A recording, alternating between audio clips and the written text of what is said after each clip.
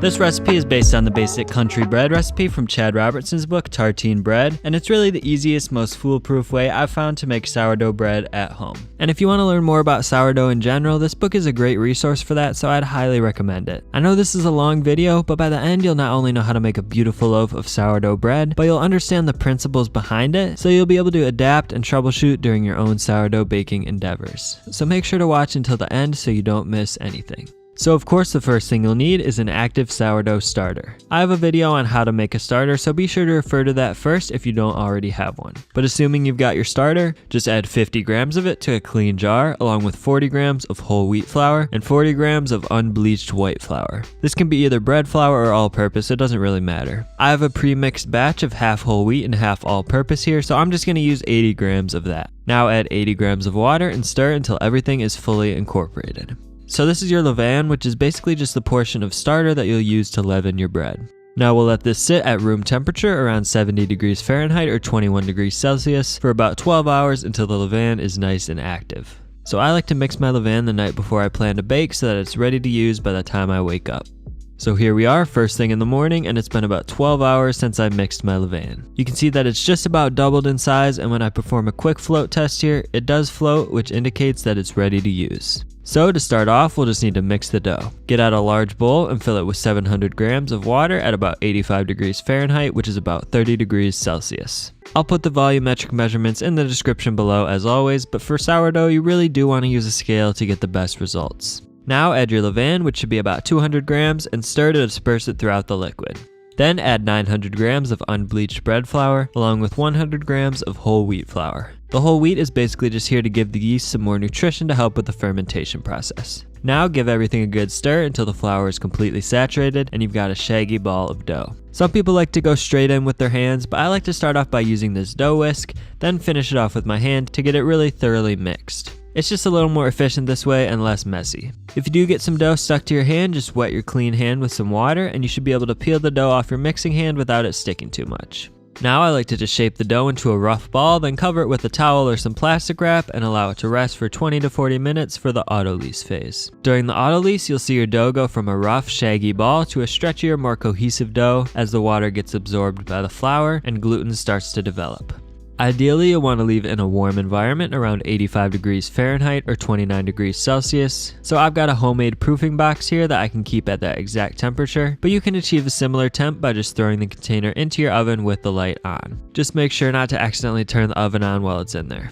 Now while the dough is autolysing, we can prepare the last additions, which will be 50 grams of water and 20 grams of salt. So I like to dissolve the salt into the water to help distribute it more evenly. The salt hinders the flour's ability to absorb the water, so that's why we wait to add it until after the autolyse. And as you make this recipe more and more, you can adjust the level of salt to your taste, but 20 grams is a good starting point. So now that my dough has autolysed for about 30 minutes, it looks nice and extensible, so I'm going to add my salt and water and sort of dimple it and fold it into the dough to incorporate it as evenly as possible. Now this brings the final hydration of the dough to about 77%, as you can see broken down on the screen. So that means that this dough contains 77 grams of water for every 100 grams of flour. This is a perfect hydration level to use as you're starting out with bread making, but as you get more advanced, you can gradually increase the hydration to suit your tastes. Basically, as you increase the hydration percentage, the dough will become stickier and harder to handle, but you'll end up with a more open crumb to your bread. I'm going to make a more advanced sourdough video soon where I'll get deeper into the nitty-gritty of everything, so I'll just leave it at that for now to keep it simple. But if you're not familiar with how baker's percentages work and you want to learn more, I'll link a useful resource about it in the description below.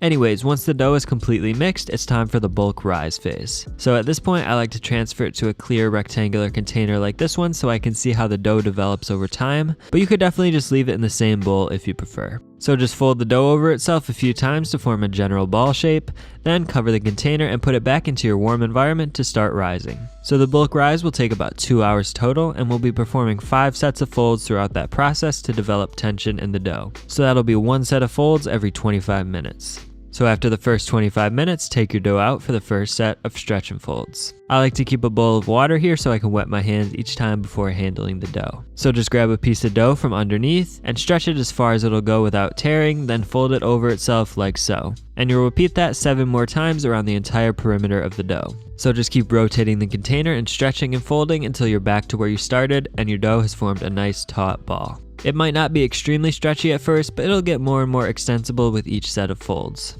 So once that's done, just place the dough back into your warm environment. Now here we are after another 25 minutes for the second set of folds. The dough is starting to develop some nice structure and elasticity, so it's a lot easier to get some good folds in. So just perform the same set of 8 stretch and folds and place the container back into your warm environment. Now it's been another 25 minutes and it's time for the third set of folds. At this point the dough is starting to get a lot softer and airier, so we'll need to be more gentle with it to preserve that airiness. So perform your usual set of 8 stretch and folds, then we're actually going to flip the dough over at this point to prepare it for our next method of folding, which will be more gentle. So for now, just sort of wrap the edges underneath like so to maintain the dough structure, and return it to your warm environment for another 25 minutes. Now after that 25 minutes, we can begin our fourth set of folds. This time we're going to use a method called coil folding. So you'll basically just lift the dough up and let it fold underneath itself, then turn the container 180 degrees and do the same thing with the other side. Then repeat that same process with the remaining 2 sides of the dough. This method, like I said, is more gentle than the stretch and fold, and it helps to incorporate even more air into the dough as it develops. Now just throw the container back into your warm environment for the final 25 minutes.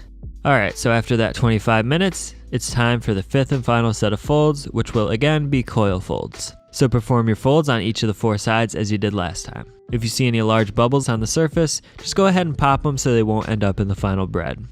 The dough should be really soft and airy now, and it should be about 20 to 30% larger than when you started the bulk rise phase. If for whatever reason it doesn't seem quite ready yet, you can just throw it back into your warm environment for another 25 minutes, then perform another set of coil folds and proceed from there. But assuming it looks ready, we're just going to set it aside for about 10 minutes to let it relax.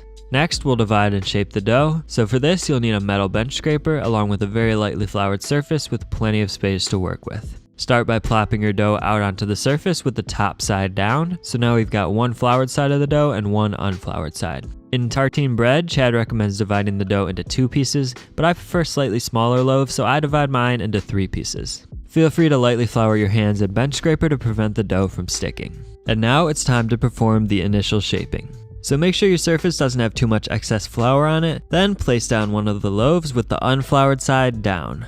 Using your bench scraper, form the loaf into a taut ball by scooping it from the side like so as you rotate it a quarter turn and then scrape it back toward yourself. Then just repeat that a few more times until you feel some good tension develop on the outer surface and the dough maintains its round shape. This tension is very important to make sure the loaf maintains its structure as it bakes. If you don't develop enough tension, your loaf might end up spreading outward instead of rising up, and you'll end up with more of a pancake than a loaf of bread. Be careful not to shape it too tightly as well, because the surface can tear if you're not careful. Just a few turns should be plenty. And make sure to pop any large bubbles that form at the surface. Then of course, repeat that process with the rest of the loaves. And don't worry, even if you don't want the final loaves to be round, you still need to shape them like this initially. We'll form the actual shape of the loaves during the final shaping. Make sure to be gentle throughout this whole process because we want to preserve that nice airiness that's developed.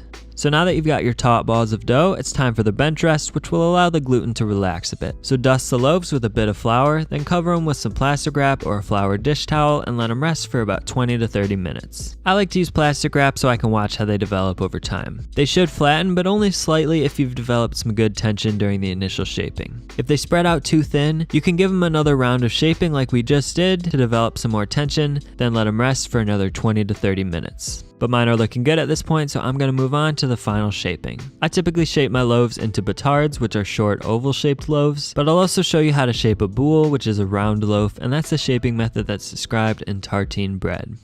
So dust the top surface of each loaf with a bit more flour, then flip them over so the unfloured side is facing up. Now again, make sure you've got plenty of space to work with, and you also want to get rid of any excess flour on your work surface. I even like to sprinkle my surface with a tiny bit of water to help the dough pick up some traction as I shape it. So to shape the batard, again make sure the floured side is facing down, then start by gently spreading the dough into a wide rectangle like so, then fold the portion of the dough closest to you over the middle. Next, fold the left and right sides over each other in the same way. And finally, the most important part, grab the 2 corners furthest away from you and fold them in toward the middle like this as if you were making a paper airplane. This creates a little thicker portion in the middle of the loaf, which then tapers out nicely toward the edges. So go ahead and tuck that flap in as you roll the dough over, then tuck again and roll again until you've got a nice little burrito of dough. It helps to drag it along your work surface a few times too to develop some more tension. Then flip it over to make sure the seam at the bottom is closed, and mine looks pretty good. So now we'll need to place it into a proofing basket for the final rise. I'm using an oval banneton, so I'll link the one I use in the description below, but you can also just use a bowl lined with a dish towel if you don't have a banneton. To prevent the dough from sticking, we'll need to lightly flour the banneton with some rice flour, or any type of flour really, but rice flour works the best. Then just gently place the loaf into the banneton, seam side up. If you notice any seams that haven't fully closed, make sure to pinch them shut at this point. Then dust the loaf with a bit more rice flour to prevent it from sticking, and set it aside as we shape the rest of the loaves. So next we're going to shape a boule. This is mostly the same as the batard, so make sure the floured side is facing down. Spread the dough out slightly, then fold the portion of the dough closest to you over the middle. Then fold the left and right sides over each other as you did before, and again grab the two corners furthest away from you, but this time you want to pull them all the way up and over the loaf as you flip it right side up. Then just drag it along your work surface as you did in the initial shaping to round it out and develop that last bit of tension. And this time I'm of course using a round banneton, which is again dusted with rice flour. Now the last thing we need to do here is wrap the loaves to make sure they don't dry out during the final rise. I'm using some food safe plastic bags, but if you have some large Ziploc bags you could use those too.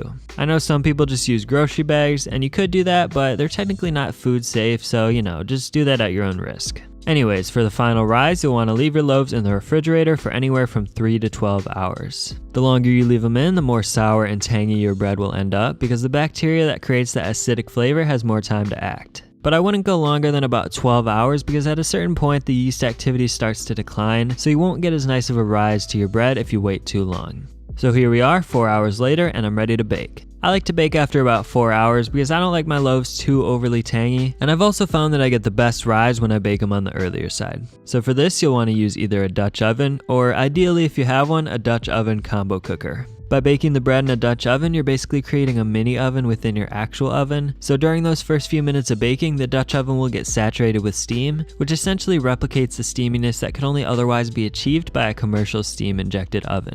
That steam helps the crust to stay soft, so the bread can expand freely in those first few minutes as it's rapidly rising. Then we'll end up removing the lid halfway through to let the crust get nice and crispy. The combo cooker is nice because it just makes it easier to score the loaf since the pan is shallower, and you're less likely to burn yourself when you place the loaf in. But whichever Dutch oven you're using, just throw that into your oven and set the oven to 500 degrees Fahrenheit, which is 260 degrees Celsius, and wait at least 30 minutes for both the oven and Dutch oven to get smoking hot. Then once you're at that point, just take one of your loaves out of the fridge and tear off the plastic bag, then dust the loaf with a bit more rice flour, which will prevent it from sticking to the pot. Now, working quickly, remove your Dutch oven from the oven and toss your loaf into the shallow half and score it. For this you'll need a bread lamb, which is basically just a razor blade on a stick, and personally I don't even use the stick, I just find it easier to hold the razor blade itself. You could just use a really sharp knife though too if you have to. For a batard like this, I like to just make a single slash down the middle, and you want to go about a ½ inch deep. This will allow the steam to escape so the loaf expands properly and you end up with a great rise. So after it's scored, just put the lid on your Dutch oven and transfer it back to the oven as quickly as possible to make sure you don't lose too much heat.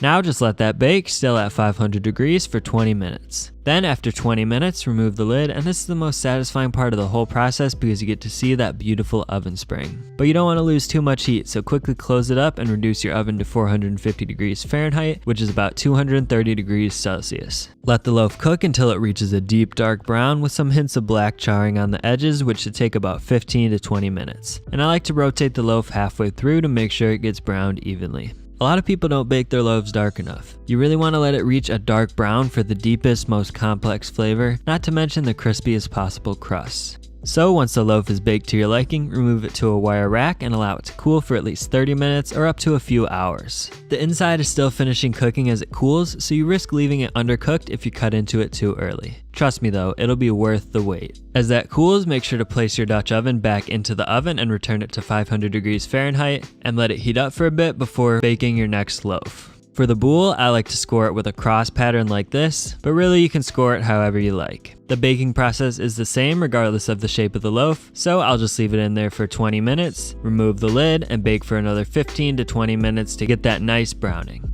A well-baked loaf should have a crispy, crackly crust, and it should sound hollow when you tap on the bottom of it. Just check this out. It should also have a beautiful, wide-open crumb when you cut into it. So of course, learning the technique is an important part of making sourdough bread, but ultimately to make your own perfect loaf, it's gonna take some practice and experimentation, but that's what makes sourdough bread baking so much fun. So now that you know how to make sourdough, I put together a short playlist teaching you how to make some other delicious baked goods, so be sure to click that playlist on the bottom of the screen. So there you go. I'll see you all in the next one.